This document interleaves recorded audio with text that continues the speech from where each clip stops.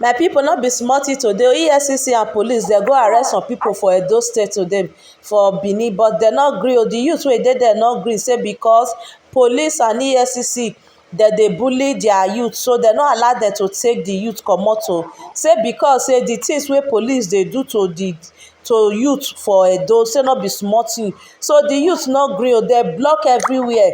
Guys, let me leave you guys. Everyone was caught in the mess. Why?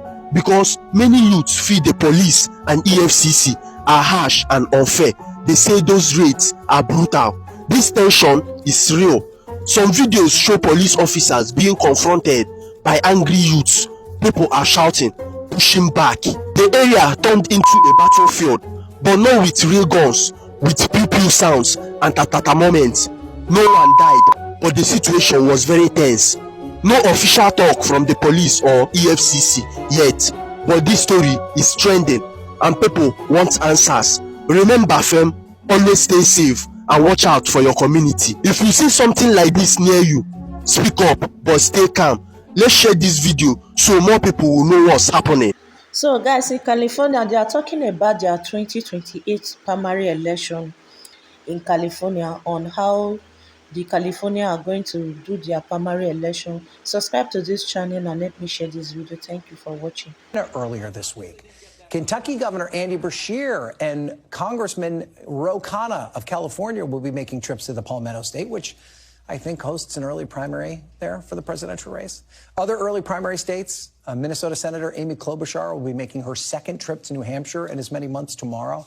And Arizona Senator Ruben Gallego teased an August trip to the Iowa State Fair. Will Iowa even be relevant? Joining me now with more is Amy Walter, the publisher and editor-in-chief of the Cook Political Report, who's always thinking about the presidential election. We're lucky to have you here, Amy. So it seems like the shadow primary already kicking into gears. Yes. Anybody kind of standing out right now? I think that the governors are trying to get themselves into position right now where they look like the front runners. Obviously, Gavin Newsom going to South Carolina, but he has been out front for months now, trying to position himself as the national sort of voice for Democrats. J.B. Pritzker, from the governor of Illinois, announced he's running for a third term, but in his announcement, he talked a lot about Donald Trump. Yeah. He talked a lot about Illinois, too, but he also talked a lot about Donald Trump. So I think those folks are positioning themselves. Pete Buttigieg has also been availing himself of many national platforms, especially those podcasts.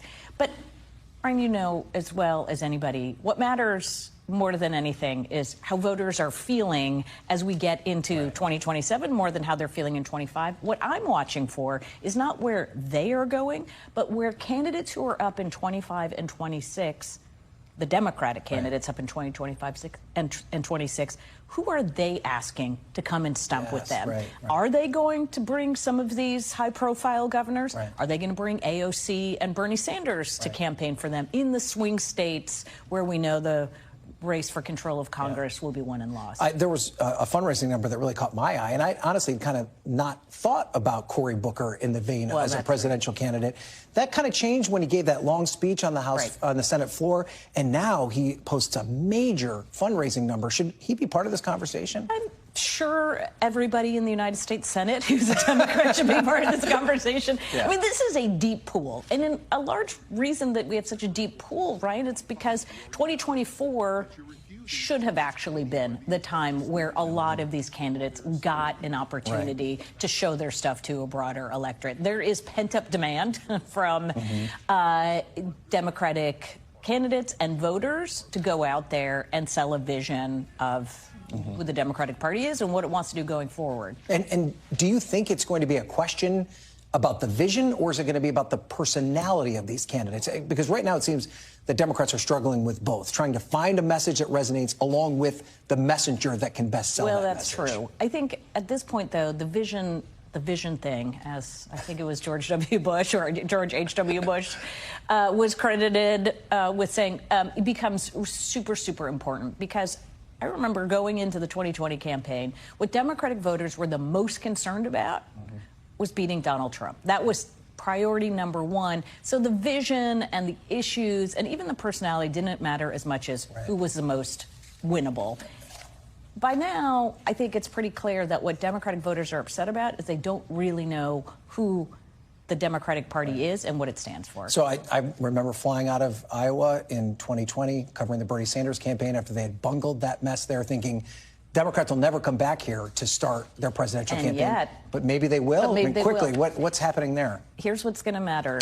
Do Democrats do well in the midterm elections in Iowa? They've got a Senate race, there's a gubernatorial race that's competitive, and a number of House races. If they do well, Democrats that is, you're going to have a lot of Democrats saying, maybe we should put Iowa back on the map. We thank you for watching. And remember, stay updated on breaking news and top stories on the NBC News app or watch live on our YouTube channel.